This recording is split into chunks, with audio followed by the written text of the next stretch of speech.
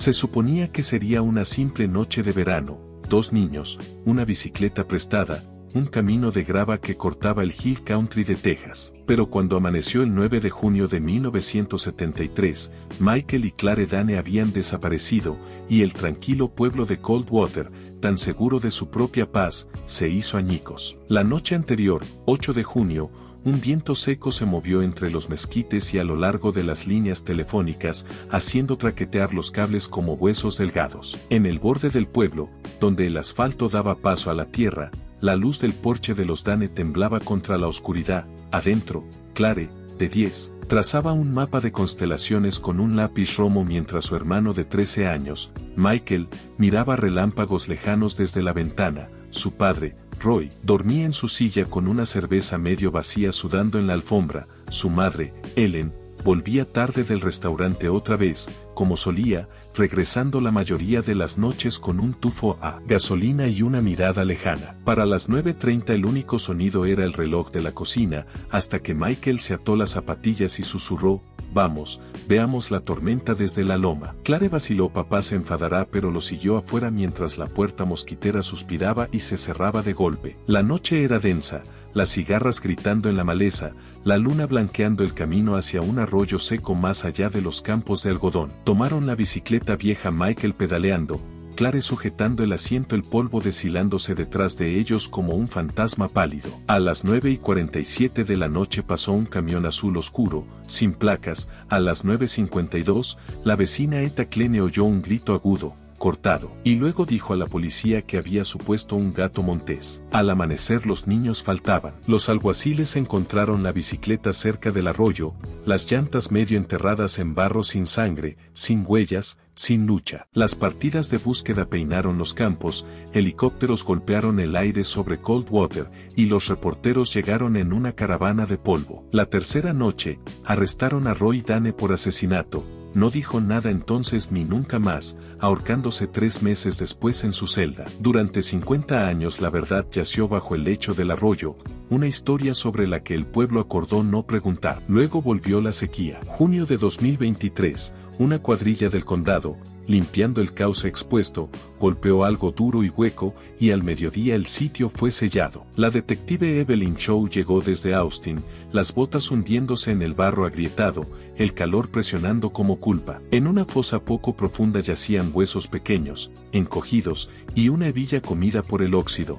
Cuando se aclaró el limo, emergió un colgante de plata ovalado, débilmente grabado: CD. El procedimiento sostuvo a Evelyn mientras se reunían las camionetas de noticias, pero el colgante dijo lo que el rumor no podía: el pasado se había reabierto. El sheriff Nolan Hayes, novato entonces, blindaje ahora, advirtió de demandas y de la memoria, mencionó cómo el caso fue una vez retirado, pruebas perdidas, expedientes desaparecidos. La vieja historia de una chapuza sin autor. Esa tarde, Evelyn se detuvo en la casa derrumbada de los Dane, costillas de madera y lata recortadas en un derrame rojo de sol, oyendo casi el eco de risas cabalgando hacia la oscuridad. La mañana llegó como un moretón lento. En el café de Ruby, donde Ellen trabajó alguna vez, un peón llamado Walter Drey, ojos pálidos, café temblando, le contó a Evelyn lo que no le habían permitido decir en el 73. Había visto a los niños en la bicicleta, luego un Ford azul oscuro cayendo detrás. En su espejo la bicicleta yacía en el camino,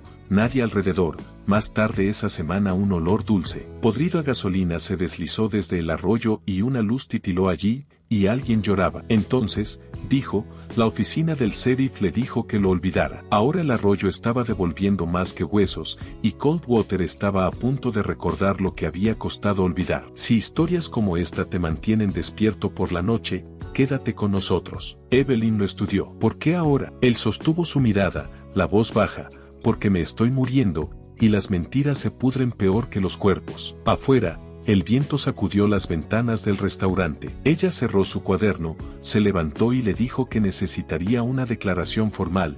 Él asintió y deslizó al otro lado un sobre ya sellado, media vida de silencio dentro. Una línea saltó a la vista incluso antes de que terminara de leer: Ford antiguo, azul oscuro, sello del condado en la puerta, misma curva donde yacía la bicicleta. De propiedad del condado significaba emitido por el gobierno. lo que significaba que quien se llevó a esos niños llevaba la autoridad como armadura. En el resplandor de afuera, Hayes esperaba junto a su coche. ¿Trey está hilando cuentos de fantasmas otra vez?, preguntó. Vio un vehículo del condado, dijo ella. Hayes no pestañeó. También juró que su esposa muerta le habló en un sueño. Sus detalles coinciden con las fotos. La curva, el momento. Hayes levantó una mano. Estás desenterrando suciedad vieja, Cho. Este pueblo se mantiene unido por lo que olvida. Tal vez ese sea el problema. La estudió. Tu padre hizo las mismas preguntas. Casi perdió su placa. Deja que los fantasmas descansen. Los fantasmas no permanecen enterrados. De vuelta en la comisaría, la nota temblorosa de Trey añadió una línea. El conductor llevaba una placa. No sheriff, obras públicas. En el registro de 1973, surgieron dos Fords azul oscuro, uno asignado a Ray Timmons, supervisor de caminos, uno a Roy Dane. Su pulso se aceleró. Si Roy conducía la camioneta, ¿por qué los investigadores registraron dos juegos de marcas de neumáticos en el arroyo? Un garabato al margen le enganchó la vista. Camión número 6 reasignado julio de 1973 sin motivo dado transferido a almacén estatal, depósito Waverly. Tomó la carretera recta y ampollada hacia Waverly, 50 millas de calor y postes de cerca hasta un cementerio de máquinas en un aeródromo abandonado. El encargado de mantenimiento G. Roland la condujo al granero 2, extremo sur, donde un Ford azul oxidado yacía bajo haces de luz polvorienta. Número 6 se adivinaba bajo la pintura descascarada, el sello del condado un moretón tenue. Dentro, la tapicería estaba rajada, el tablero agrietado, el piso cubierto de limo. De los resortes del asiento sacó con cuidado una fina cadena de plata con un diminuto colgante en forma de corazón y la embolsó. Luego llamó a Ortega. Barrido completo, huellas, suelo, luminón. Bajo UV, la caja de la camioneta floreció con tenues franjas paralelas. Sangre degradada desde hace mucho, aún susurrando. Aceleren las muestras, dijo, saliendo a un crepúsculo violeta. Un par de faros rozó el campo. Por un latido una figura alta se detuvo más allá de la cerca y luego desapareció. De regreso en el coche repasó la cronología. 8 de junio, los niños desaparecen. 9 de junio, las búsquedas. 11 de junio, Roy arrestado. Julio, camión número 6 trasladado en silencio. ¿Por qué reubicarlo un mes después a menos que alguien necesitara que desapareciera? Cerca de la medianoche, en un motel que olía a lluvia que no caería, colocó el colgante entre sus mapas y fotos y la declaración de Walter Trey. Más pequeño que el collar de estrella, declaré, demasiado pulcro, quizá colocado. Su teléfono vibró.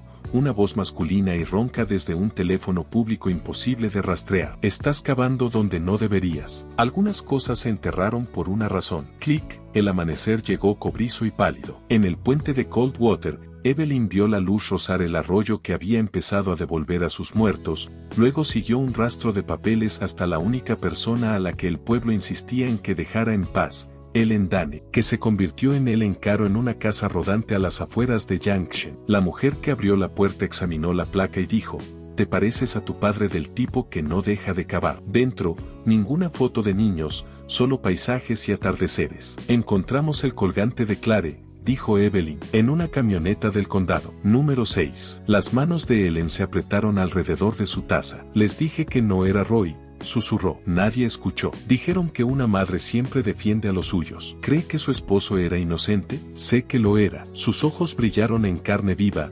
desesperados, como si la verdad, por fin, hubiera empezado a respirar. Era tosco, si bebía demasiado, pero amaba a esos niños. Él nunca lo haría, insistió Ellen, con la respiración temblando, antes de decir lo que el pueblo siempre había querido, un final pulcro. ¿Quién lo quería pulcro?, preguntó Evelyn. «Well, Sherry, la junta del condado. Tal vez los muchachos del Star. Cámaras, reporteros necesitaban a alguien sobre quien colgar». Roy era simple, enojado, pobre, fácil de culpar. ¿Alguien la había amenazado? Ellen vaciló. Un hombre había venido después del arresto de Roy, diciendo ser de la Fiscalía Estatal, diciéndole que guardara silencio sobre el 8 de junio si amaba a su familia. Su nombre se había ido con el tiempo, pero no su coche, un sedán negro con placas del gobierno, el mismo coche que había notado estacionado cerca del puente la noche en que los niños se escabulleron. El ventilador chasqueó. Afuera, la hierba seca onduló. «¿Por qué no volviste nunca, preguntó Evelyn. Porque la verdad no iba a salvar a nadie, dijo Ellen. Roy estaba muerto. Mis bebés se habían ido. Y Coldwater no perdona a las mujeres que sobreviven a su duelo. Evelyn se puso de pie para irse. Ellen la siguió hasta la puerta. ¿Encontraste el colgante de Clare?, dijo. Debieron haber sido dos. Michael llevaba el suyo en una línea de pesca. Misma forma, más pequeño. Si lo encuentras, sabrás quién manejó esa camioneta por última vez. Él. La puerta se cerró. En el coche, las cigarras llenaron el silencio hasta que el mensaje de texto de Ortega lo cortó. Resultado de laboratorio, el ADN confirmó que la sangre en la caja de la camioneta era de Michael Dane. Evelyn condujo hacia el puente, el calor doblando el aire como vidrio. En el punto medio se detuvo, vio abajo un destello rápido y deliberado, descendió con su arma desenfundada, y solo encontró una pequeña caja de hojalata medio enterrada junto al soporte. Dentro, una Polaroid medio desvanecida de dos niños frente a una pick-up, un collar de línea de pesca de niño y una placa corroída estampada Cotter. Al atardecer estaba en la oficina de Hayes, sus ventanas amarillas y el café rancio deformando la hora. Ellen está viva. Dice que Carter enterró testigos. Ella colocó la bolsa de evidencia sobre su escritorio. La placa arruinada atrapó la luz. Sus dedos se inmovilizaron. ¿De dónde sacaste eso? Debajo del puente, con el collar de Michael y una foto en la que no puedo dejar de pensar. Él exhaló. Carter había desaparecido en el 74, sin dirección de reenvío. Quizá ese era su hombre o quizá alguien quería que ellos lo creyeran. Evelyn deslizó la Polaroid al otro lado, los niños entornando los ojos, una sombra alta con ala recortada a la mitad en el borde del encuadre. Estás diciendo que el sheriff secuestró a dos niños, dijo Hayes. Ese es un titular que este pueblo no necesita. Estoy diciendo que alguien usó su placa, respondió ella. Las placas no se pierden solas durante 50 años. El silencio marcó los segundos en la pared. ¿De verdad crees que Carter lo hizo? Creo que Carter lo encubrió. Y alguien que me llamó anoche no quiere que se descubra lo demás. Sus ojos se enfriaron. La gente que cava demasiado hondo aquí termina olvidada. Cuídate. Se fue con las manos aún temblando, el letrero de neón del restaurante derramando rojo en el crepúsculo, y siguió el tirón silencioso hacia el este hasta el viejo molino del río, un escondite del condado, decían los lugareños, después del anochecer. Dentro, aceite y tierra húmeda, su linterna cortó el polvo y el óxido. Al fondo, archivadores, en su mayoría vacíos, uno cerrado con llave. Lo forzó para abrirlo, un paquete atado con cuerda etiquetado expediente del caso C.D. Dane, 1973 confidencial. Fotos que nunca había visto, la cama de un niño aún destendida, una huella distinta, mitad bota, mitad dibujo de lavanda, junto a la puerta trasera, un Ford antiguo anotado en lápiz desvaído, reubicado en almacén según HC. Informes que contradecían el registro oficial, patrones de búsqueda falsificados, marcas de tiempo alteradas, una nota cuerpos no recuperados, mantener contenido, pendiente de confirmación del ingeniero del condado seguida de una segunda hoja, reunión programada para el 3 de julio de 1973, oficina del Molino del Río, asistentes, H. Carter, R. Dane, L. Marston. El nombre golpeó fuerte, Leon Marston, ahora el alcalde. Su haz parpadeó, una tabla del suelo crujió. Metal se deslizó, el cajón que había abierto se estaba cerrando. ¿Quién está ahí? Solo viento a través del vidrio roto. Apretó los archivos en su bolsa y salió disparada a una lluvia que martillaba el techo como estática, saltó al coche y se lanzó a la carretera principal. Faros estallaron detrás de ella demasiado brillantes, demasiado cerca y emparejaron su velocidad, el gruñido del motor elevándose como si el pasado, por fin, hubiera dado caza. Evelyn viró hacia un camino de tierra mientras la lluvia embadurnaba el parabrisas y el coche detrás de ella ganaba. Luego, igual de bruscamente, apagó las luces y desapareció. Terminó el viaje en un zumbido duro y callado, se encerró en el motel y extendió los archivos empapados sobre la cama, donde una sola línea sangraba pero legible. Si se encuentra, devolver a archivos del condado Proyecto 9A, sitio de contención, hacía eco del viejo secreto de la placa. Por la mañana la lluvia caía en una sábana suave y plateada sobre Main Street mientras ella esperaba en Etels al alcalde Leon Marston, que llegó con manos limpias y una sonrisa de político que vaciló cuando ella deslizó las minutas de Rivermill. 3 de julio de 1973, H. Carter,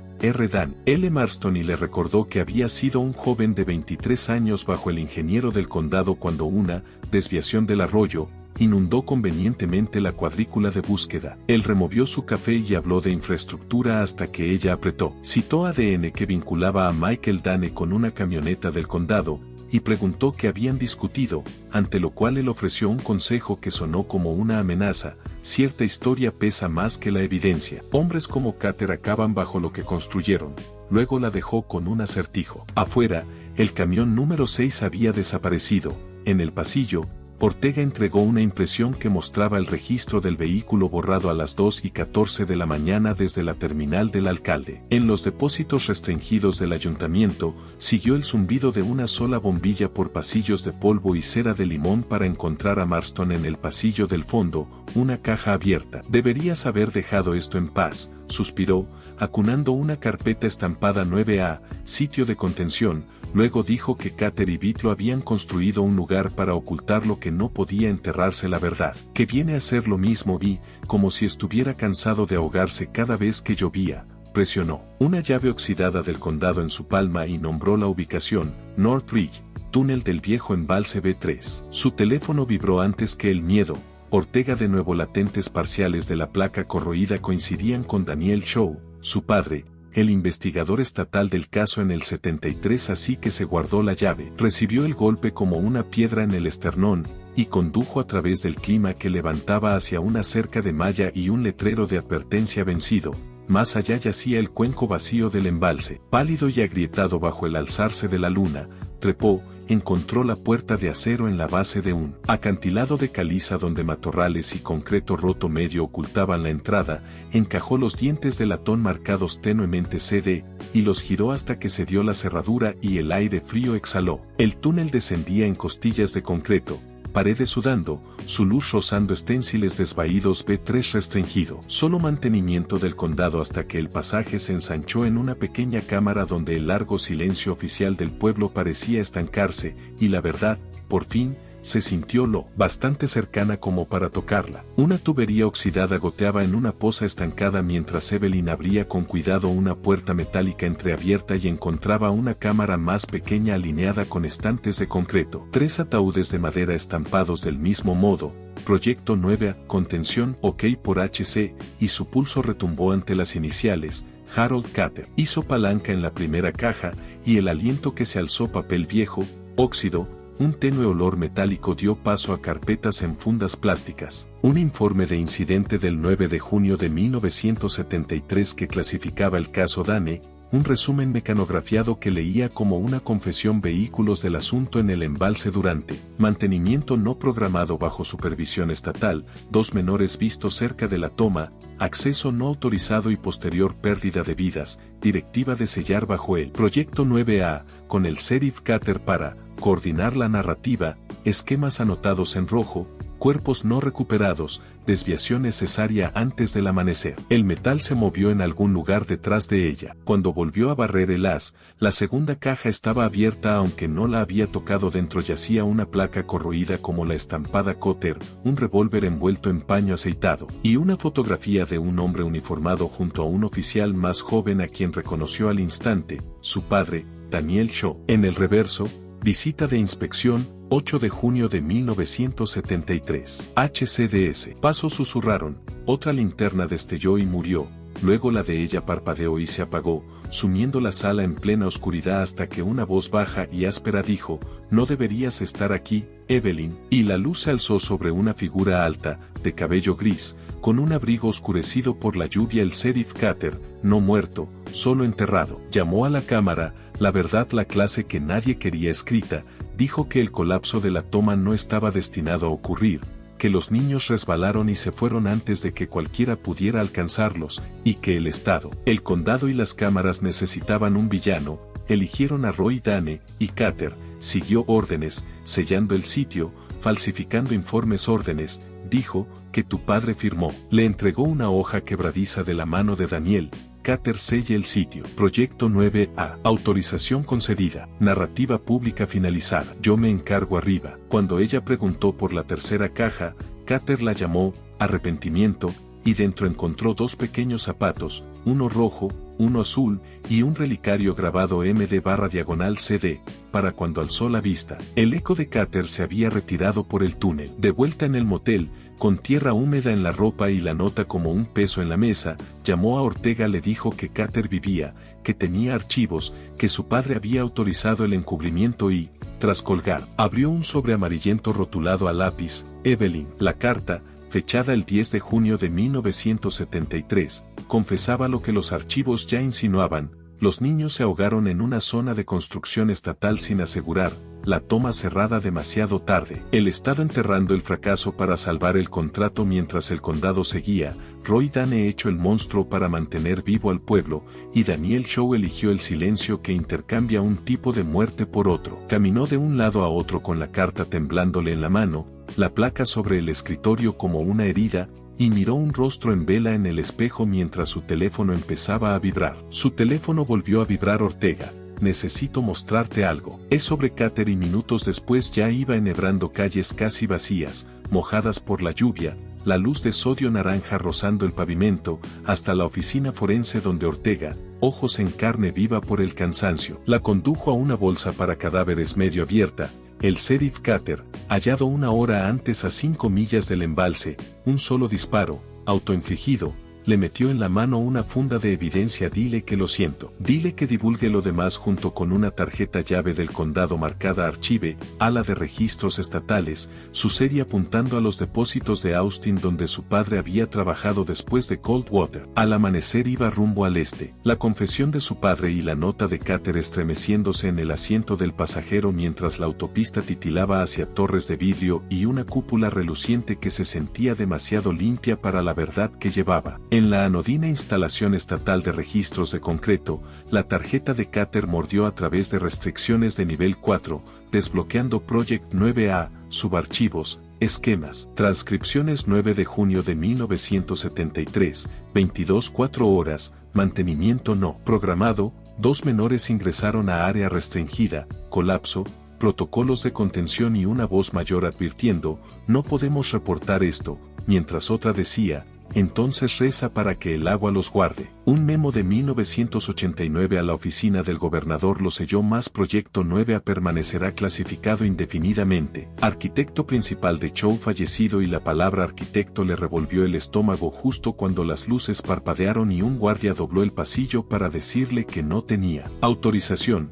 Corrió, alarmas aullando, irrumpió en la humedad del día, y ya iba a mitad de camino de vuelta a la interestatal cuando Ortega la alcanzó. Estás en las noticias, suspendida. Acusada de irrumpir en registros estatales. Prueba, dijo ella, de que 9A fue una operación estatal y su padre encubrió negligencia, no asesinato. El anochecer dejó un silencio marrón herrumbre sobre Coldwater cuando entró a escondidas con la placa boca abajo en la guantera y estacionó detrás del café de Ruby, donde las conversaciones murieron cuando su rostro apareció en el televisor atrancado. Entrada ilícita, evidencia clasificada. Y Etta Kleene, de pelo blanco y ojos afilados, murmuró que no debía estar allí. ¿Escuchaste algo esa noche?, dijo Evelyn. Escuché morir a unos niños, respondió Etta, y luego escuché a este pueblo decidir que no, deslizándole un café y, cuando le preguntó dónde encontrar al alcalde, señalando con la cabeza la oficina oscurecida al otro lado de la calle con una lámpara encendida en una ventana del piso de arriba, no se va a casa. Dice que la gente lo vigila, dice que escucha agua bajo tierra, y Evelyn le dijo que cerrara con llave. Volvió al aire de Artemisa y lluvia, cruzó la calle casi vacía y se dirigió al ayuntamiento, sus huellas de botas oscuras en lo húmedo. La puerta principal estaba sin llave, las luces del pasillo parpadeando, y el eco de agua goteando atrajo a Evelyn por la escalera hasta la oficina abierta del alcalde, donde Leon Marston estaba espectral a la luz de la lámpara, las manos temblando sobre la misma carpeta del proyecto 9A. No deberías haber vuelto, dijo sin levantar la vista. Tú me llamaste, respondió ella, y entonces él rió secamente, que quizás solo quería ver si ella se ahogaría como los demás, suspendida por el Estado y, moviéndose rápido, ella lo apretó. Yo no, susurró, ellos, los registros no mueren, cambian de nombre, y deslizó una fotografía de hombres en el embalse Carter, su padre y un Marston más joven bajo un letrero que decía Coldwater Intake Project, State y County Joint Development, con un garabato rojo al dorso. Todo sigue ahí, cuando el embalse se secó la primavera pasada, dijo, se abrió un agujero en la cresta sur, otra cámara de la que Carter nunca le habló y, temiendo que lo convirtieran en el monstruo, le entregó un mapa de levantamiento marcado, cámara de toma B colapsada, pozo secundario sellado, advirtiéndole que no fuera sola. Afuera, tronó, un camión azul le siguió como un fantasma, se desvaneció en polvo, y al amanecer se reunió con Ortega en la cresta donde el respiradero de la inundación bostezaba atascado de maleza, varillas oxidadas, la caliza húmeda respirando frío. Luego montaron cuerdas y bajaron a un pozo angosto que apestaba a algas y hierro. A 6 metros, un corredor inclinado se abría con esténciles de riesgo y un sigilo de recuperación, 3 anillos concéntricos. Contención completa antes de que el espacio se ampliara en una caverna grande como una casa donde un camión de mantenimiento gris despintado yacía de lado, emblema estatal fantasma en la puerta. 2 cascos cubiertos de barro en los asientos, uno grabado de show.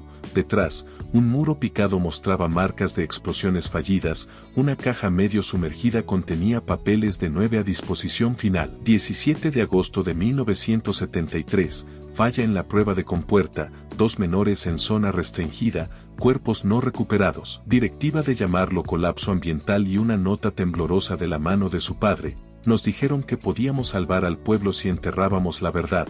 Lawson prometió que el desierto la mataría. Pero oigo el agua todas las noches. Un anexo del 81 mostraba su solicitud de reclasificación denegada. Más allá del camión, una puerta de acero marcada por ondulaciones se abrió con un gemido hacia una pequeña cámara de piedra con un banco podrido y un bulto envuelto en paño aceitado, zapatos de niño y un colgante de paloma de plata. Encima, tallado burdamente, Cayer, mentimos. Perdónenos. Evelyn registró el hallazgo, artefactos consistentes con los hermanos Foster, evidencia de ocultamiento intencional por parte del Estado, y el condado embolsó los objetos y se dio vuelta para salir cuando un motor rugió arriba. Luces apagadas, corrieron por agua azulada mientras el concreto tronaba para sellar la cámara detrás de ellos. Para cuando arañaron la superficie el respiradero se estaba hundiendo, su camioneta había desaparecido, solo huellas frescas de neumáticos cortaban. Hacia el horizonte, Ortega, con la respiración hecha jirones,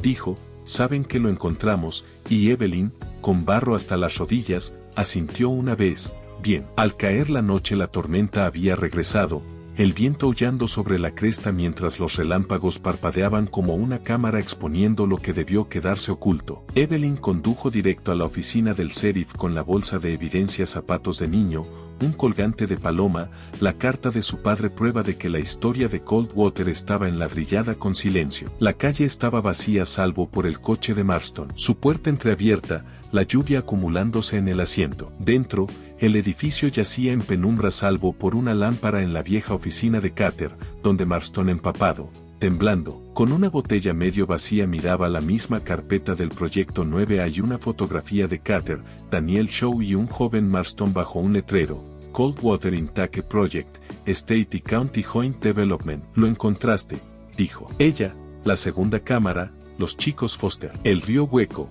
alguien siempre sabe. La supervivencia, no la verdad, había mandado. Cuando ella lo llamó asesinato, él se estremeció. Los niños habían caído, dijo, las compuertas atascadas, el resbalón, el agua, pero el Estado prometió una presa, empleos, un futuro, y 2 niños muertos habrían matado todo. Carter, su padre, los ingenieros, todos eligieron el silencio. Confesó su papel a los 27, un auxiliar de registros al que dijeron que rearchivara informes, había visto esas caras todas las noches desde entonces. Di la verdad ahora, dijo ella. La verdad solo cambia quien queda enjaulado, respondió, sacando un revólver, el viejo modelo de Carter, solo para disparar contra la botella, el vidrio estallando como una puntuación. Llévatelo todo, dijo, solo no vuelvas. Afuera, los faros de Ortega cortaron la lluvia. En la torre de transmisión de la colina, el último lugar con generador y línea dura, Evelyn empujó todo al mundo, archivos, audios, cartas, artefactos, cada carga parpadeando en verde hacia múltiples mesas. Ahí, susurró, está fuera. Al amanecer, los porches se llenaron y las radios siseaban. Tragedia de Coldwater, reclasificada después de 5 décadas, supresión estatal desenterrada. Cosa curiosa, dijo Ortega al borde del pueblo mientras el cielo sangraba naranja. El desierto nunca olvida, espera la lluvia. Los fantasmas también, dijo ella, viendo despertar a un lugar no del sueño sino de la negación. Meses después, la primavera volvió como un veredicto suave, la hierba quebradiza poniéndose verde, flores silvestres púrpuras alzándose, el embalse un panel de vidrio bajo un cielo blanco. Los titulares se enfriaron, los turistas iban y venían, dejando vasos y silencio. Evelyn se quedó. Levantaron su suspensión, algunos la llamaron denunciante, otros imprudente. Alquiló una casita junto a la cuenca y caminaba a la cresta cada mañana. A veces Ortega se unía, con 2 cafés en la mano, siempre amenazando con un traslado, nunca yéndose. Los Foster yacían junto a sus padres, ahora piedras simples, sin cámaras, entre ellos, la paloma de plata que ella había sacado de la cámara. La inscripción decía, Ellie y Marin Foster, 1962-1973. El desierto recuerda. La lápida de su padre no estaba lejos, su muerte reclasificada no como cobardía, sino como protección, y dejó una foto de 2 niños en un lago polvoriento donde el cielo parecía infinito. ¿Vas a dejar de buscar alguna vez?, preguntó Ortega. La verdad no se detiene porque la gente deje de preguntar, dijo. Esa noche, subió el informe final sin drama, solo hechos, y narró sobre la cuenca después de la tormenta. En 1973, Ellie y Marin desaparecieron. Durante 50 años, el miedo y la ambición ahogaron su historia. No había monstruos, solo gente común y asustada que mintió para sobrevivir y rezó para que el desierto permaneciera en silencio. Pero los desiertos no olvidan, esperan la lluvia. El video terminó con la paloma entre las tumbas para Ellie y Marin, para los desaparecidos, para quienes siguen cavando, y se emitió en vivo a medianoche. Para la mañana había llegado a millones. Evelyn no revisó las cifras. Salió a un cielo vasto, enjuagado, la maleza respirando un verde húmedo, y escuchó el trueno lejano rodar, ya no una acusación, sino un alivio, mientras el desierto por fin recordaba cómo respirar.